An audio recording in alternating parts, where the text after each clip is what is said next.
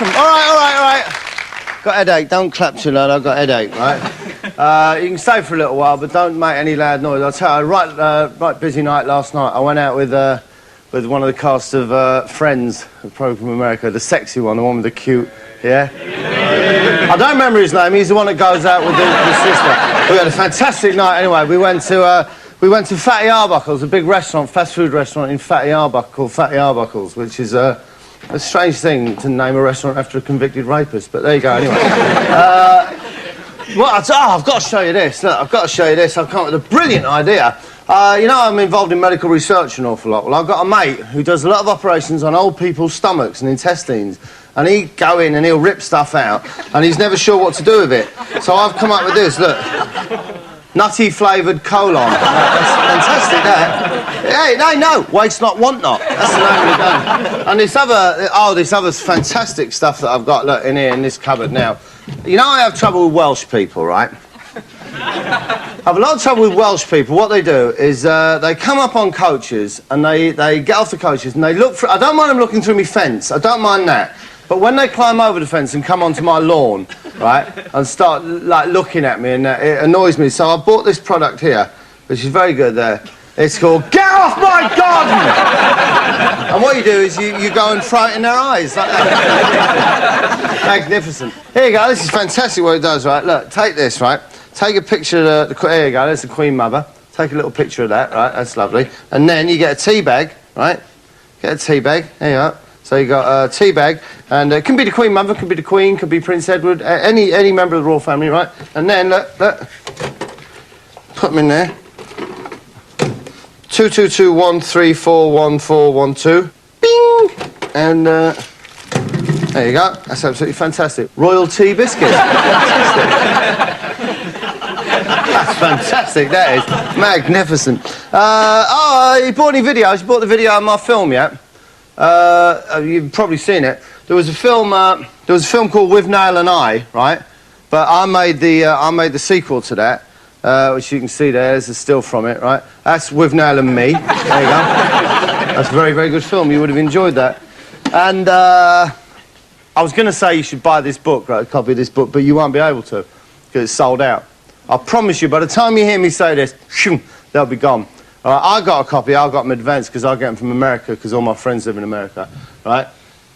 Well, none of them live in this country anyway. But if you do get a chance, try and go, because I think it is the new biggest bestseller. Never mind about John Grisham, never mind any of that stuff. That's what everyone's going to want to get their hands on. Look at that. Knitting with dog hair. That is absolutely fantastic. Well, this suit. Made from a dead Labrador. Absolutely fantastic. Anyway, listen, I'll spend a little bit of time with you. Kind of too long. Obviously, this time normally I would be out and about. I was reading about that woman in the papers, and I think it's terrible what they're saying about her, right? They're saying she's an old slapper, she'll shag anything. I don't think that's right.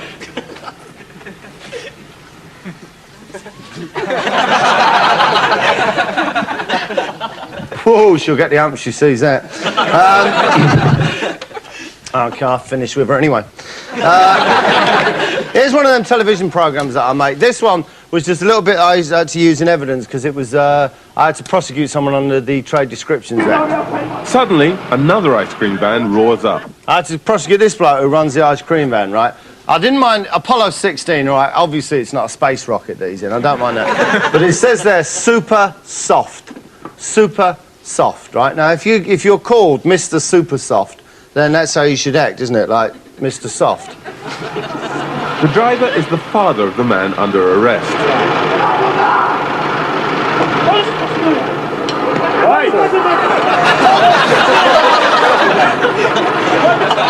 Leave him alone. Go, please. What I've done is I've made him change the name of his company now. It's Apollo 16, Mr. Far Too Hard for a Man of them kind of years. Right? And, sorry, can I just finish this off and then we'll crack on? Oh, that is good. Sorry, no, you come. I never know when you're going to come round. You turn up. All right, I know. I was in the middle of dinner. I'll tell you what this is, actually. I've been eating this for weeks because I had a big bowl of it. About 2 weeks ago, I was making a television programme down in Devon, and it was about the search for the the beast of Bodmin. This is a big monster that lives somewhere on Bodmin Moor. No one quite knows what it is. And I came across that there. But I'm sorry, I shouldn't eat when I'm talking to you, so I'll get on with it. What this is basically is people, well, this woman does it best, describing what the beast is like, what it sounds like. It was a very clear night, still, you could have heard a pin drop. Now, it wasn't a fox, it wasn't that strangled noise of a fox. It wasn't an owl, it wasn't a cow. It was 3 very clear, decisive calls with the odd second or so in between. And after the 3rd call, there was a sort of exhalation of... Exhalation, what kind of noise is that? Almost a whistle, but not quite. And I rushed out here to the piano because I could hear this ringing in my ears. And I pitched it as starting from there. And that is the range, just from there to there. It really makes that hair stand on end, really. So there you have it, ladies and gentlemen, conclusive proof that the Beast of Bodmin is indeed Richard Clayderman. It's Richard Clayderman, and of course that's complete nonsense, absolute rubbish. The Beast of Bodmin isn't Richard Clayderman at all.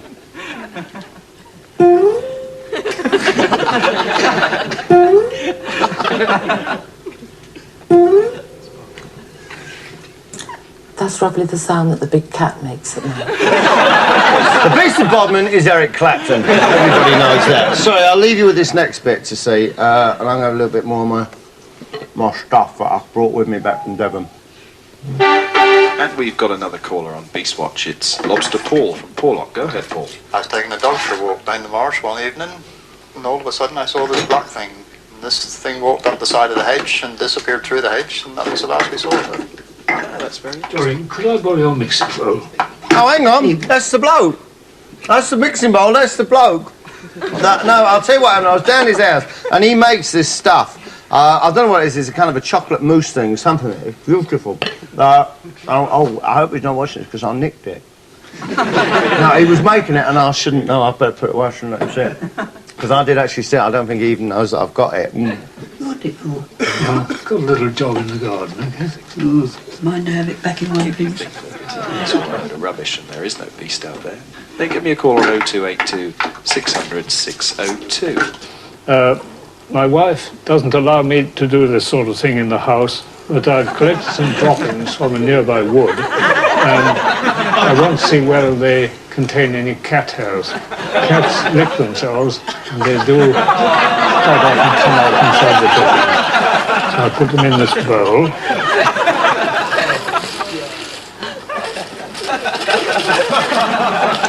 I'm pouring hot water over these droppings to soften them so that I can get the hard parts out. We'll give them a good stir.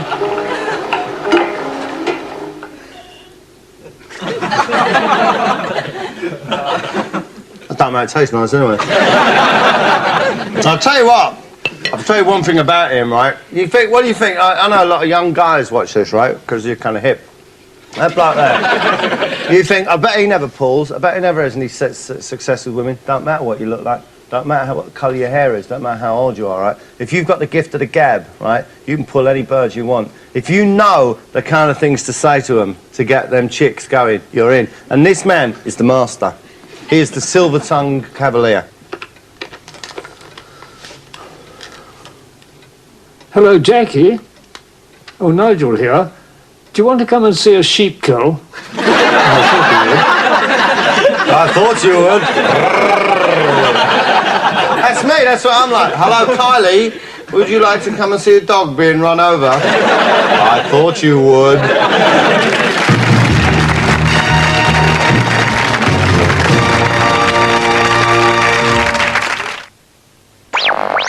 Swap telephone numbers on the line. Thank you. Here I am now in the Hollywood corner. That's my fanfare. This is where all the great and good from the world of show business send me certain things. This is very nice here. It's very, very attractive. I don't know if you can see that. Can you see that in close-up? That's a little clock, and it's surrounded by crabs, lobsters, shrimps, various pieces of sea life. And, of course, it's a gift from me off Daryl Hannah, who starred in the motion picture Splash. She played the part of a mermaid, and she's got the little seafood thing running through that there. And this is the other thing. I think you're going to find this very, very attractive. You look at it and you say, well, what is it? Well, it's a pink Cadillac. Well, who sold you that? Who gave you that? Well, Natalie Cole, obviously, because that was her big hit. Pink Cadillac. Pink Cadillac. And that, but no, don't go away. Don't go away because I haven't finished. Look, wait, look. There's a little calculator, look at that. And Natalie sent that and said, here's a pink Cadillac, but with it, you can add up the moments that we're apart. And so far, it's come to over 11 years, which is quite something, I think. I've got to, what was I showing you? Oh, yeah, of course that was my documentary about the Beast of Bodmin. Right, these are the next people I'm going to show you are some policemen, right?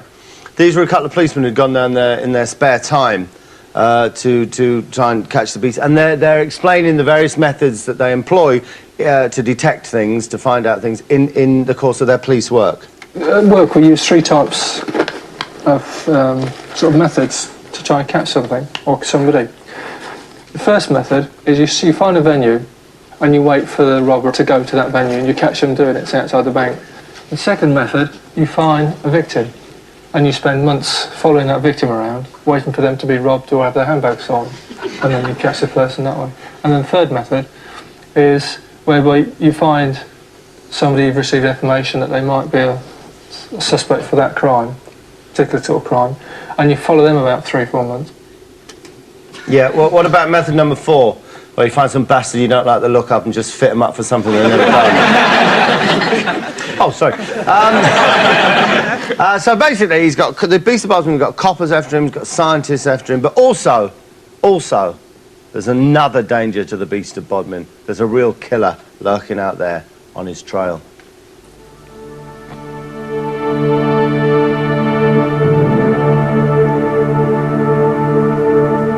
I'm a slaughterman by trade. I get all the way around the southwest where this beast has been marauding or moving around. I shoot a lot of bulls, mad cows. But I think one day on one of the farms that I shoot and the cat is about, I shall have him. I like to shoot the beast and, you know, have him in my trophy book. I mean, I've got a lot of things in there as trophies, but I think the beast would be the creme de la creme of all of them. Mm-hmm. I'm going to say, he's a slaughterman. What trophies has he got, right? What's his trophy room consist of, for instance? A cow that died, he had to shoot because it was mad, right? A horse with a broken leg, a couple of chickens and some kittens that he threw in the river in a bag, right? I'm sorry, what's he going to have in here? Here's somebody else as well. I've seen the Exmoor beast. I've seen it twice, and it's definitely a cat, a puma cat. You know, but I just can't. I've been everywhere. I've covered nearly everywhere, in caves, places like that, looking for it. I've seen the tracks, but the Exmoor beast is too clever for me. That Exmoor beast, sir, he's too clever for me. Oh, absolutely, sir. I don't mind telling you that. In fact, most forms of wildlife is too clever for me. No, sorry, this is a man called Johnny Kingdom. Johnny Kingdom, where's his gun? He ain't got one. Where's all his scientific gear? He ain't got it. He don't need it. You know why? Because Johnny Kingdom is an independent filmmaker, like myself, all right? And all he's got to get him in and out of these rough spots is raw courage. Ah, here it is. Information is right then. Bit gloomy in there, I should think. Oh, care for the beast. I'll stick it. Get this bloody thing right. That's like gloomy in there.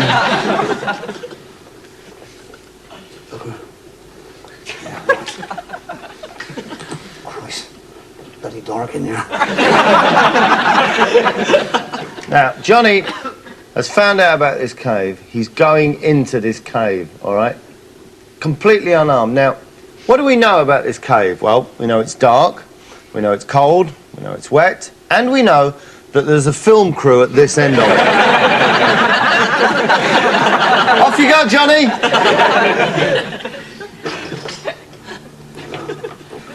Ideal place for the beast. I've got tracks around here, and it could be a fox, that's too small. Could be a fox, or it could just be a researcher who's walked down the tunnel. There's one very big one, man. That's the director. Very weird in there, it's quiet. Very cool. We're a bit surprised the Exmoor beast hasn't been in here. Yeah. I don't like it in here at all, man. It gives me the willies. No, they're all standing there with padded jackets and clipboards. Saying, don't be frightened, Johnny, we're here. Very odd. Some more tracks down there, too. Yeah. Yeah, definitely tracks there. Yeah, that track there, that's it's called a dolly. They run it along and they pull the camera along on it. It's nothing for you to worry about at all, Johnny. I ain't going much further. I'm a bit scared. I think I want to get out of here. Johnny, we're all here. There's nothing to be frightened of. Johnny! Johnny! Don't like it at all, mate. Wimp. Fantastic. I just want to go back to Nigel for a second. Remember Nigel? Hello. Let's come to a sheep kill. Just in case you guys out there think all you need to do is have the patter to put. Well, okay, the patter gets the gals, but to keep them, you have to know how to show a lady a damn fine time.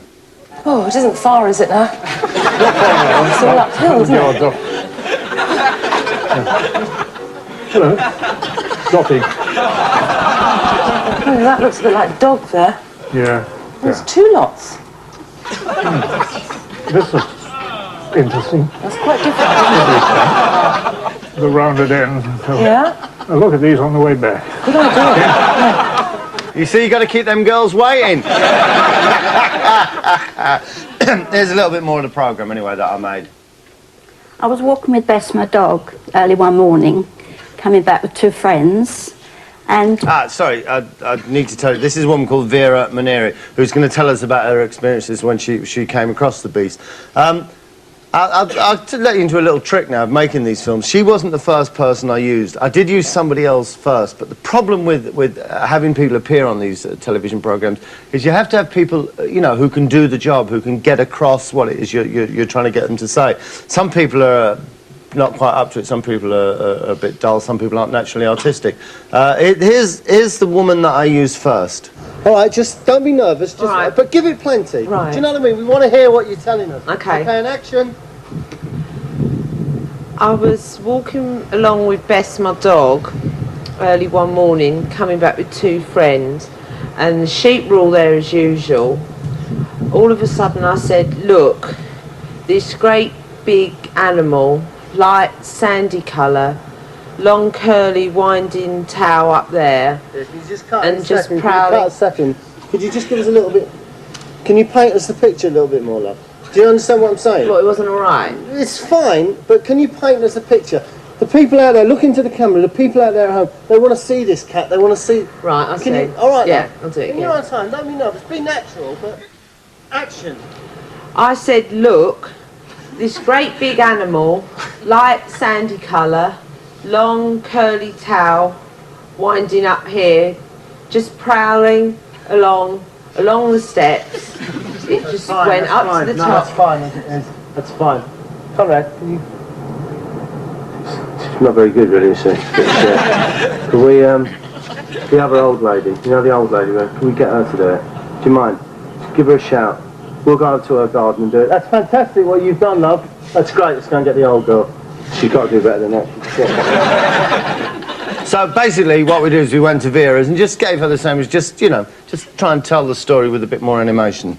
I was walking with Bess, my dog, early one morning, coming back with two friends, and the sheep were all up there as usual. All of a sudden, I said, look, this great big animal, light sandy colour, long curly tail winding up, and was prowling along. All of a sudden, it just went up the top of the field and jumped the whole lot, the gorse bushes, the hedges, everything. Sheep weren't worried in the least. You see, that's more the kind of thing we're after, basically. Here's another programme that I made, right, while we're on the subject of animal documentaries, because this is about an animal practice. Now, I have to make this very, very clear for legal reasons. This isn't from Animal Hospital, right, which is the Ralph's programme, which I used to make, right, but I had to leave because of some legal problems with a chihuahua. But this is from another animal practice programme which follows the work of vets and things like that. Have a look.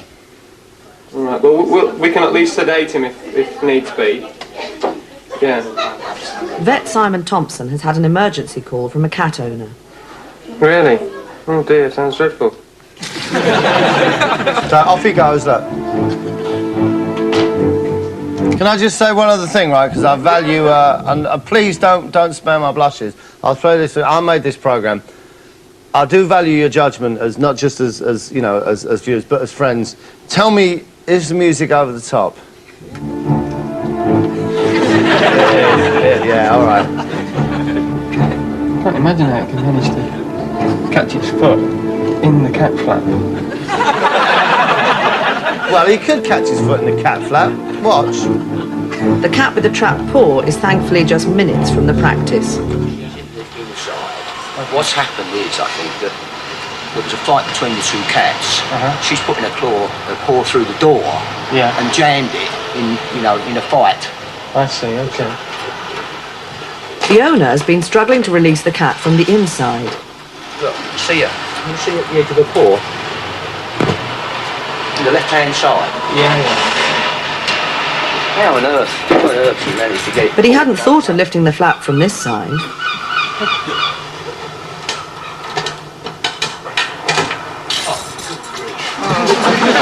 just got to get the cat and have a look at it.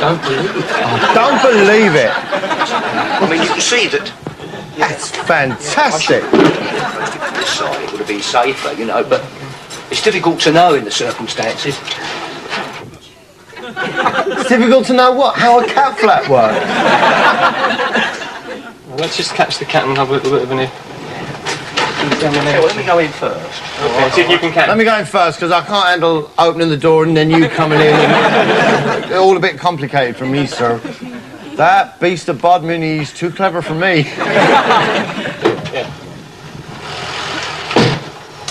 Well, that was medically challenging, wasn't it?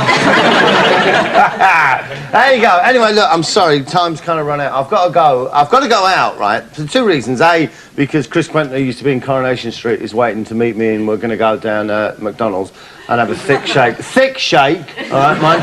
And secondly, because I suddenly I can go out, because it's amazing. I've discovered that the front door, if you turn the knob and pull it, it opens. Fantastic. See you later.